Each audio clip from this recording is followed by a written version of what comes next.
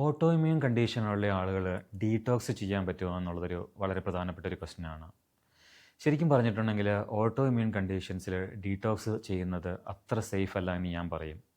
കാരണം എന്താണെന്ന് ചോദിച്ചിട്ടുണ്ടെങ്കിൽ ഓട്ടോ ഇമ്മ്യൂൺ കണ്ടീഷൻസിൽ പെട്ടെന്ന് ഡീറ്റോക്സ് ചെയ്യാനായിട്ട് പോയിട്ടുണ്ടെങ്കിൽ അത് പലപ്പോഴും ഫ്ലെയറപ്പുകളിലേക്ക് നയിക്കും. മറിച്ച് ഓട്ടോ ഇമ്മ്യൂൺ കണ്ടീഷൻസിൽ എപ്പോഴും പ്രത്യേകിച്ച് നാച്ചുറോപ്പതി ട്രീറ്റ്മെൻറ്റ് ചെയ്യുമ്പോൾ ചെയ്യേണ്ട ഒരു കാര്യം എന്താണെന്ന് ചോദിച്ചിട്ടുണ്ടെങ്കിൽ ബാലൻസ്ഡ് ആയിട്ടുള്ളൊരു ഹെൽത്തിലേക്ക് അല്ലെങ്കിൽ കറക്റ്റായിട്ടുള്ളൊരു ലൈഫ് സ്റ്റൈലിലേക്ക് കൊണ്ടുവന്നതിന് ശേഷം ഡീറ്റോക്സ് പാത്വേസ് എന്ന് പറയും. അതായത് നമ്മളുടെ ശരീരത്തിലെ ക്ലെൻസിങ് മെക്കാനിസത്തിനെയൊക്കെ ഒപ്റ്റിമൈസ് ചെയ്തതിന് ശേഷം മാത്രം ആണ് നമ്മൾ ഡീറ്റോക്സ് എന്നുള്ള ഒരു പ്രൊസീജിയറിലേക്ക് പോകേണ്ടത്. അല്ലാതെ ചെയ്തു കഴിഞ്ഞിട്ടുണ്ടെങ്കിൽ പലപ്പോഴും ഈ ഫ്ലെയറപ്പ് വരികയും ആൾക്കാർക്ക് ട്രീറ്റ്മെൻറ്റിലുള്ള കോൺഫിഡൻസ് നഷ്ടപ്പെടുകയും ചെയ്യും.